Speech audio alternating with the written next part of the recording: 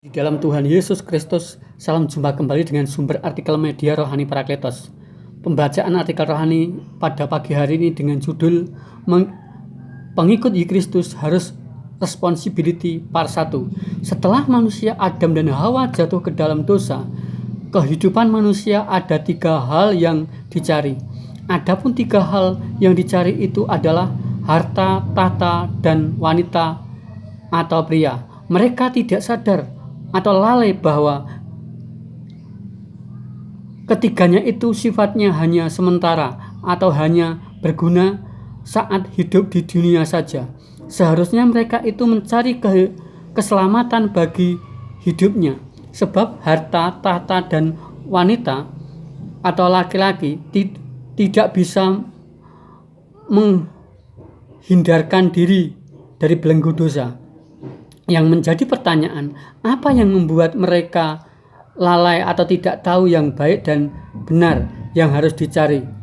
Dosa telah mendarah daging yang telah membutakan hingga hanya harta dan tahta dan pasangan hidup saja yang mereka cari.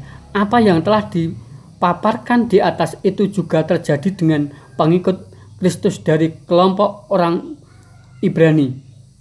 Mereka mau diangkat menjadi diakonia, pelayan meja untuk kepentingan diri sendiri dan golongan, bukan untuk melayani pekerjaan Tuhan, seperti yang tercatat di dalam firman-Nya di bawah ini. Berhubung dengan itu, ke-12 rasul memanggil semua murid berkumpul dan berkata, "Kami tidak merasa puas karena kami melalaikan firman Allah untuk melayani meja."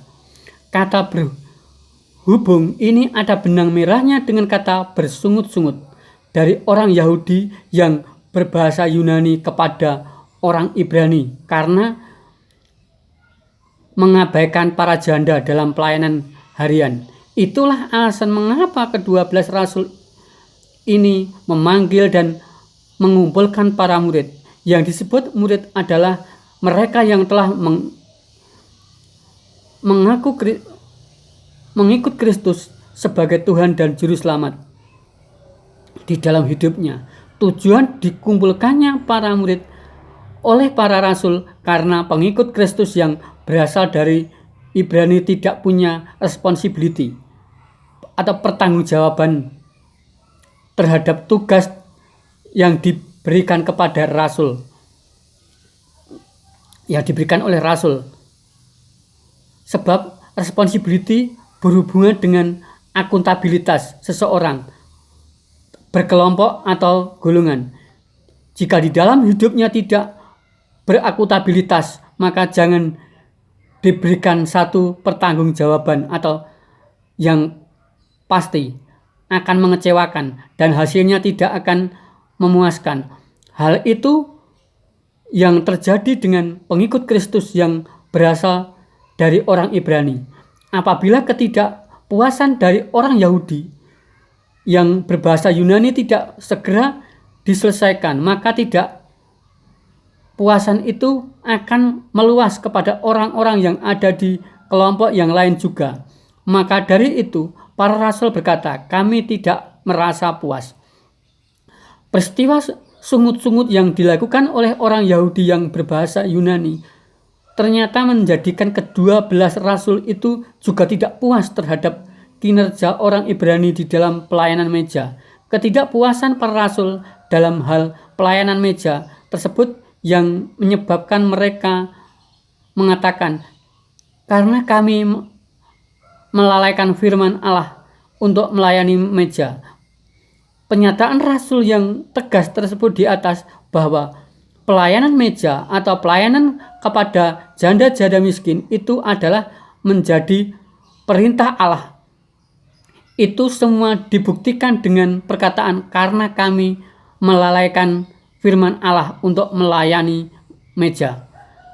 Kata lalai bagi dunia ini sangat manusiawi, tetapi tidak bagi Allah. Karena kelalaian adalah bagian dari dosa. Walaupun lalai tersebut adalah tindakan tidak sengaja atau faktor ketidaksempurnaan manusia pasca jatuh ke dalam dosa. Pertanyaannya, apakah kelalaian itu bisa dihilangkan?